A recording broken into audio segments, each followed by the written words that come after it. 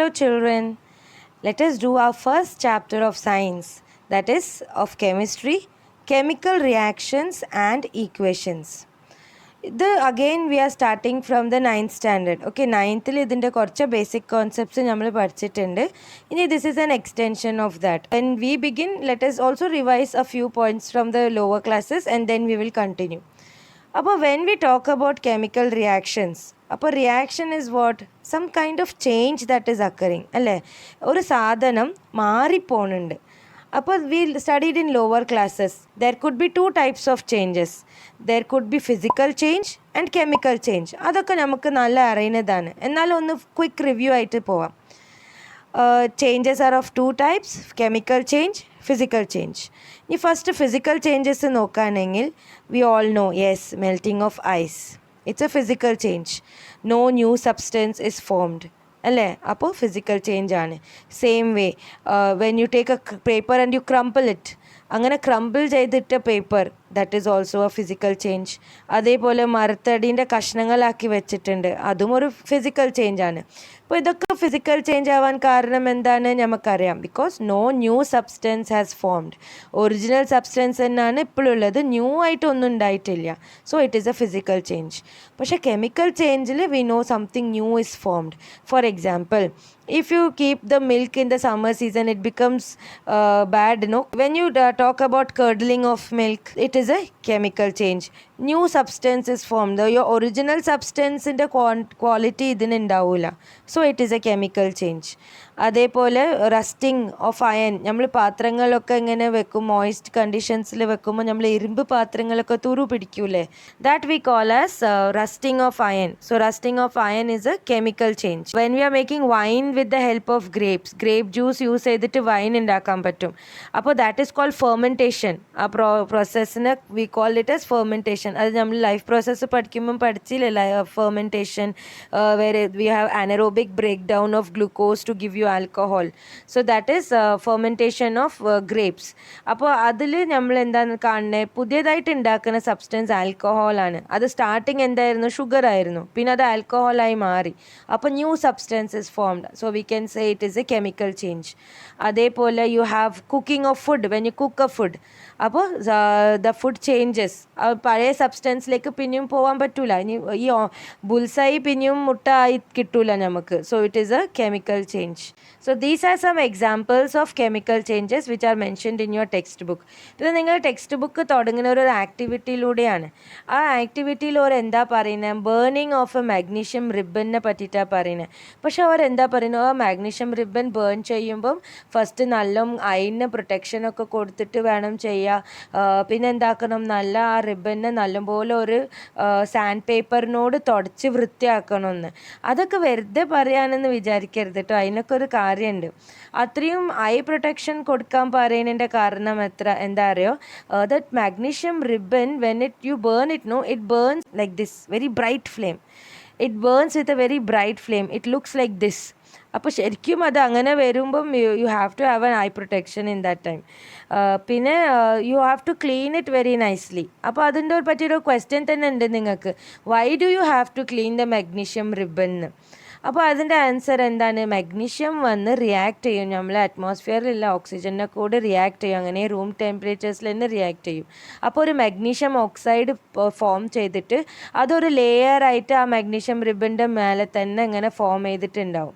അപ്പോൾ ആ ലെയറിന് പോക്കാൻ വേണ്ടിയിട്ടാണ് നിങ്ങളോടത് നല്ലപോലെ ക്ലീൻ ചെയ്യാൻ പറയുന്നത്. അത് നല്ലപോലെ ക്ലീൻ ചെയ്ത് പോക്കിയാൽ now when you do this test it will give a nice bright light like this. Otherwise magnesium ഓക്സൈഡിൻ്റെ കവറിങ് ഉണ്ടെങ്കിൽ ഈ ടെസ്റ്റിൽ നമുക്ക് ഇങ്ങനെ ബ്രൈറ്റ് ലൈറ്റ് കാണാൻ പറ്റില്ല. ഈ ഫർദർ റിയാക്ഷൻ നടത്താൻ അതൊരു ലെയറായിട്ട്, പ്രിവെൻറ്റീവ് ലെയറായിട്ട് നിൽക്കും മാഗ്നീഷ്യം ഓക്സൈഡ്. അപ്പോൾ അതിനോണ്ടാണ് അവർ പറയുന്നത് നല്ല സാൻഡ് പേപ്പറിനോട് ആ റിബനൊക്കെ നല്ല വൃത്തിയാക്കിയിട്ട് വേണം you to proceed the experiment.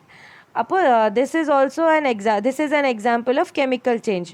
ഈ റിബൺ വന്ന് ബേണായി ആഷ് ആയി പോകും. അപ്പോൾ ash you can collect in a petri dish. അപ്പോൾ this will be a new substance that is formed. അപ്പോൾ we will call it as a chemical change. അതേപോലെ ഇനിയൊരു chemical change you are they talking about is when you put zinc granules. zinc granules if you put in dilute sulfuric acid. അപ്പോൾ എന്താവും, evolution of gas you can see. Gas will be evolved. That is hydrogen gas. This is what we are seeing in this experiment here. ഇവിടെ ആ test ട്യൂബിൽ കുറച്ച് എന്താ ഉള്ളത്, dilute sulphuric acid, അതിൻ്റെ ഉള്ളിൽ നമ്മൾ ഇട്ടത് ഒരു സിങ്കിൻ്റെ ഗ്രാന്യൂൾ ഇട്ടതാണ്. Okay, so when you put zinc granule in that test tube, you can see bubbles coming out. So that is the release of gas. Okay, അപ്പോൾ ഇപ്പോൾ നമ്മൾ പറയാൻ കൊണ്ടുവരുന്നത് എന്താ അറിയാം, ന്യൂ സബ്സ്റ്റൻസ് ഫോം ആവും. അതല്ലാതെ ഇനിയും കുറച്ച് ക്യാരക്ടറിസ്റ്റിക്സ് ഉണ്ട് ഒരു കെമിക്കൽ റിയാക്ഷന്. ആ ക്യാരക്ടറിസ്റ്റിക്സ് നടന്നാൽ തന്നെ നമുക്ക് മനസ്സിലാവും, ഇത് കെമിക്കൽ റിയാക്ഷൻ ആണ്, നമുക്ക് ഉറപ്പ് വരുത്താൻ പറ്റും. അപ്പോൾ അത് നിങ്ങൾക്ക് പഠിക്കാൻ തന്നെ ഉണ്ട്. What are the characteristics of A chemical reaction. അപ്പോൾ ഈ കേസിൽ നമ്മൾ കാണുന്ന എന്താ, release of A gas, evolution of A gas. അപ്പോൾ അതൊരു ക്യാരക്ടറിസ്റ്റിക്കാണ്, കെമിക്കൽ റിയാക്ഷൻ നടന്നെന്ന ഒരു ക്യാരക്ടറിസ്റ്റിക്കാണ് എവല്യൂഷൻ ഓഫ് ഗ്യാസ്. അതേപോലെ ഇനി ഞങ്ങൾക്ക് ക്യാരക്ടറിസ്റ്റിക് നോക്കുകയാണെങ്കിൽ, ലുക്ക് അറ്റ് ദിസ് എക്സ്പെരിമെൻറ്റ്. ഇവിടെ എന്താണ്, ഒരു സൊല്യൂഷൻ്റെ ഉള്ളിൽ കോപ്പർ വയർ ഇട്ട്, ഇത് ആക്ച്വലി ഒരു സിൽവർ സൊല്യൂഷൻ ആണ്, അക്വ സൊല്യൂഷൻ ഓഫ് സിൽവർ. അതിൽ കോപ്പറിൻ്റെ ഒരു വയർ ഇട്ടപ്പം it changes its colour to blue. അപ്പോൾ ചേഞ്ച് ഓഫ് കളർ വന്ന ഒരു പ്രൂഫാണ്, ഇവിടെ ഒരു കെമിക്കൽ റിയാക്ഷൻ നടന്നിരിക്കുന്നു. That is the change in colour is showing that. അപ്പോൾ അതേപോലെ so second point that you have to remember is change in colour. That is a characteristic of chemical reaction. അതേപോലെ change in state. ചില റിയാക്ഷനിൽ എന്താവും, നിങ്ങളത് രണ്ട് റിയാക്റ്റൻസിന് ഇടുമ്പം അത് ലിക്വിഡ് ഫോമിലാവും. റിയാക്ഷൻ കഴിഞ്ഞിട്ട് you can see some solid precipitating out. Okay, അപ്പോൾ there is a change of state, ലിക്വിഡിൽ നിന്ന് സോളിഡ് ഫോർമേഷൻ നടക്കും. അപ്പോൾ when there is a change of state you say there is a chemical reaction that has occurred. Okay, അതിന് we also say formation of precipitate, അങ്ങനെയും പറയാം. ഇനിയൊരു characteristic നോക്കാനുള്ളത് എന്താണ്, change of temperature.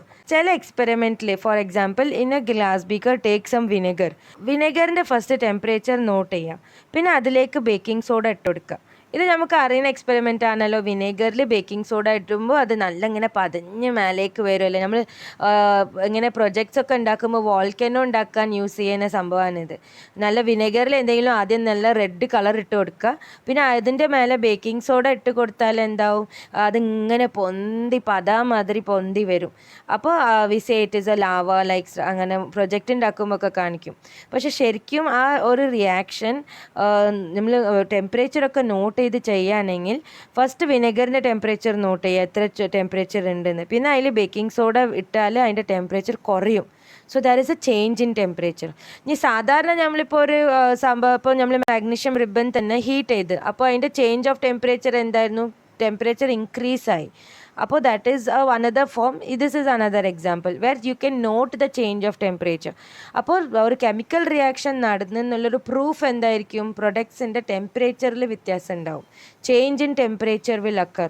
That will tell us that there is a chemical reaction that has occurred. നമ്മളെ ഡൈജഷനും നമ്മൾ respire ചെയ്യുന്നതും അതൊക്കെ chemical reactions ആണ്. So these are the characteristics of A chemical reaction. Let us say them all one more time. There is a change in state, change in color, there is evolution of gas, there is change in temperature. Okay, these are the characteristics of a chemical reaction. Okay, ഇനിയിപ്പോൾ നമ്മൾ chemical ചേഞ്ചിനെ പറ്റിയിട്ടൊക്കെ പഠിച്ചു. ഇനി അതിനൊരു റിയാക്ഷനായിട്ട് നമുക്ക് എഴുതേണ്ടി വരും. Okay, അപ്പോൾ നമ്മൾ വലിയ എസ്സേയിൽ ഫുൾ വേർഡ്സ് ആയിട്ടൊന്നും എഴുതാൻ പറ്റില്ല, നമുക്ക് അതിൻ്റെതായിട്ടുള്ള സിമ്പിൾസ് ഒക്കെ വേണ്ടി വരും എഴുതാൻ. These are the symbols of the first 20 elements. Okay, you pause the video and note it down and you have to by heart this. ഇനി ഇത് ആരെങ്കിലും നിങ്ങൾക്ക് ഫ്യൂച്ചറിൽ അലുമിനിയമിന് AL നിങ്ങൾക്ക് അറിയില്ലെങ്കിൽ മോശമാണ് കേട്ടോ. ക്ലോറിൻ CL ആണെന്ന് അറിയില്ലെങ്കിൽ മോശമാണ്. ഇനി നിങ്ങൾക്ക് ഡയറക്റ്റ് റിയാക്ഷൻസാണ് തരാൻ പോണേ, അതിൻ്റെ പേരൊക്കെ നിങ്ങൾ തന്നെ കണ്ടുപിടിക്കേണ്ടി വരും. അപ്പോൾ വരും B വന്നാൽ ഇറ്റ് ഈസ് ബോറോൺ, BE വന്നാൽ it is beryllium. Okay, K വന്നാൽ പൊട്ടാഷ്യം, അതൊക്കെ ബൈ ഹാർട്ട് തന്നെ വേണം. Okay, so these are the first 20 elements. Just try to by heart their names. ഇനി കുറച്ച് കോമൺ എലിമെൻറ്റ്സ് ഉണ്ട്, നമുക്ക് ഫ്രീക്വൻ്റ്ലി ഇക്വേഷൻസിലൊക്കെ യൂസ് ആവും. So I thought I will include them also. അപ്പോൾ യു ടേക്ക് ദീസ് ഓൾസോ. ഈ എലിമെൻറ്റ്സിൻ്റെയും പേര് കണ്ടുവെച്ചോളി, സിമ്പിൾസ് കണ്ടുവെച്ചോളി. There are total 118 elements. എല്ലാത്തിൻ്റെ പേര് തന്നിട്ടില്ല. ഫ്രീക്വൻ്റ്ലി നമുക്ക് ഇനി റിയാക്ഷൻസിലൊക്കെ യൂസ് ആവാൻ പോകുന്ന എലിമെൻറ്റ്സിൻ്റെ പേരാണിത്. So you just note it down and you try to by heart it. Okay. ഇനി നമുക്ക് ഈ കെമിക്കൽ റിയാക്ഷൻസ് ഒക്കെ എഴുതണമെങ്കിൽ ഇപ്പോൾ ഈ എലിമെൻറ്റ്സ് ഒറ്റക്കാണ് റിയാക്ഷനിൽ പാർട്ടിസിപ്പേറ്റ് ചെയ്യുന്നതെങ്കിൽ അവർ എങ്ങനെയാണ് എക്സിസ്റ്റ് ചെയ്യുക, ആ ഫോം നമ്മൾ അറിഞ്ഞിരിക്കണം. ഓക്കെ, അപ്പോൾ അതിന് വേണ്ടിയിട്ട് കുറച്ച് കമ്പൈലേഷനാണ് ഇത്. Mono atomic molecules. അപ്പോൾ നിങ്ങൾ അങ്ങനെ പേര് ഓർമ്മ വെക്കേണ്ട ആവശ്യമില്ല. ഇനി നിങ്ങൾ എന്തെങ്കിലും റിയാക്ഷൻ എഴുതുകയാണെങ്കിൽ വിത്ത് ഹീലിയം, നിയോൺ, ആർഗോൺ, സെനോൺ, അപ്പോൾ ഇവരൊക്കെ മോണോ അറ്റോമിക് ആണ്. ഇവർ HE അങ്ങനെ തന്നെ ഉണ്ടാവും. അവരുടെ ഫോർമുലയിൽ 2 നമ്പേഴ്സ് അങ്ങനെ ഒന്നും വരില്ല. They have only one atom. ഇനി ഡൈ അറ്റോമിക് മോളിക്യൂൾസ്, അപ്പോൾ അത് ബൈ ഹാർട്ട് ആക്കിക്കോളൂ. നിങ്ങൾ എന്തെങ്കിലും ഒരു റിയാക്ഷൻ എഴുതണമെങ്കിൽ അതിൽ ഹൈഡ്രോജൻ ആഡ് ചെയ്യുകയാണെങ്കിൽ H2 എന്ന് ആഡ് ചെയ്യാം. It will exist as an H2. Okay, H2 molecule ആയിട്ടാണ് അവർ ഉണ്ടാവുക. അതേപോലെ oxygen is O2, nitrogen is N2, Br2, Cl2, അങ്ങനെ ഇവരൊക്കെ 2 ആണ്, ഡൈ അറ്റോമിക് മോളിക്യൂൾസ് ആണ്. ഇനി HClഉം Hൻ്റെ ഒരു ആറ്റമുണ്ട്, Clൻ്റെ ഒരു ആറ്റമുണ്ട്. അതുകൊണ്ടാണ് അതിന് ഡൈ അറ്റോമിക് മോളിക്യൂൾ എന്ന് പറയുന്നത്. അപ്പോൾ ഇതൊക്കെ ബേസിക് ആണ്, നിങ്ങൾ അറിഞ്ഞിരിക്കണം. HCl എന്താണ്? Hydrochloric acid. NaCl എന്താണ്? Sodium chloride. ഓക്കെ, ഇതൊക്കെ അറിഞ്ഞിരിക്കണം. പിന്നെ try atomic molecules O3, CO2, NO2. ഇനി കാർബൺ ഡൈ ഓക്സൈഡ് പറഞ്ഞാൽ CO2 എന്ന് എഴുതണം. Okay, nitrogen oxide NO2. അതേപോലെ ടെട്ര അറ്റോമിക് മീൻസ് 4 ആറ്റംസ് ഉള്ളത്, ദാറ്റ് ഈസ് ഫോസ്ഫറസിന് 4 ആറ്റംസ് ഉണ്ട് അങ്ങനെ. പിന്നെ poly atomic, that is more than 4, many atoms ഉണ്ട്, വേറെ ആറ്റംസ് ഉണ്ട്, ദാറ്റ് ഈസ് പോളി അറ്റോമിക്. അപ്പോൾ ഇതിൽ കാര്യമായിട്ട് ഞാനിത് പറയാൻ കാരണം, ഇനി നിങ്ങൾക്ക് റിയാക്ഷൻസ് ഒക്കെ എഴുതുമ്പം oxygen will always be return when you are adding oxygen, it will be +O2 or release of oxygen +O2. കുറച്ച് നമുക്ക് ഫ്രീക്വൻ്റ്ലി ആസ്ഡ് കമ്പൗണ്ട്സിൻ്റെ ഫോർമുല നിങ്ങൾ അറിഞ്ഞിരിക്കണം. ഓക്കെ, അപ്പോൾ ഇതല്ലാതെ ഇനിയും കുറച്ച് ഫോർമുല ബേസിക്കായിട്ട് നമുക്ക് യൂസ് ചെയ്യുന്നത് അത് നിങ്ങളൊന്ന് അറിഞ്ഞിരിക്കണം. For example, you have magnesium chloride, that is MgCl2, calcium oxide, that is CaO, then you have H2S for hydrogen sulfide, then you have zinc, ZnSO4. Okay, അങ്ങനെ കുറച്ച് പേരുകൾ ബൈ ഹാർട്ടാക്കി വെച്ചോളി. Okay, HNO3, you have nitric acid. അങ്ങനെ ഓരോ കുറച്ച് പേര് ഓർമ്മ വെച്ചോണ്ടി. ഇനി ഒരു കെമിക്കൽ റിയാക്ഷനെ പറ്റിയിട്ട് പറയുകയാണെങ്കിൽ അതിൽ ശരിക്കും ഒരു റിയാക്റ്റൻസും പ്രൊഡക്ട്സും ഉണ്ടാവും. ഇതൊക്കെ നിങ്ങൾക്ക് അറിയുന്നതാണ്. Reactants you write in the left hand side, products you write in the right hand side. അപ്പോൾ ഇത് എന്തൊക്കെ സബ്സ്റ്റൻസ് ആണ് റിയാക്റ്റ് ആവാൻ പോകുന്നത്, that you write in the left hand side. Okay, അത് പ്ലസ് ഇട്ട്, ഇപ്പോൾ ഒരു ഓക്സിജൻ പ്ലസ് ഒരു കാർബൺ വിൽ ഗിവ് കാർബൺ ഡൈ ഓക്സൈഡ്. അങ്ങനെ റിയാക്റ്റൻസ് വന്ന ഓക്സിജനും കാർബണും എഴുതും, അങ്ങനെ പ്രൊഡക്ട്സിൽ കാർബൺ ഡൈ ഓക്സൈഡ് എഴുതും with an arrow in between.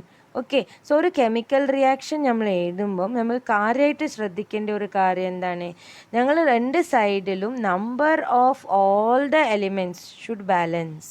Okay, left hand സൈഡിൽ എത്ര elements used and right hand സൈഡിൽ എത്ര elements you are that is coming out, that has to be balanced. Why that 9th സ്റ്റാൻഡേർഡിൽ നമ്മൾ പഠിച്ചതാണ്, because there is conservation of mass അല്ലേ. അപ്പോൾ there has to be a balance. ഇപ്പോൾ ഒരു chemical equation എഴുതുമ്പം അത് ഒരു ബാലൻസ്ഡ് ആയിട്ട് നമ്മൾ എഴുതാൻ പഠിക്കണം. അപ്പോൾ how to balance a chemical equation is our next topic that we will do in our next video. Okay children, I hope you are following with me till here. See you in the next video. Bye.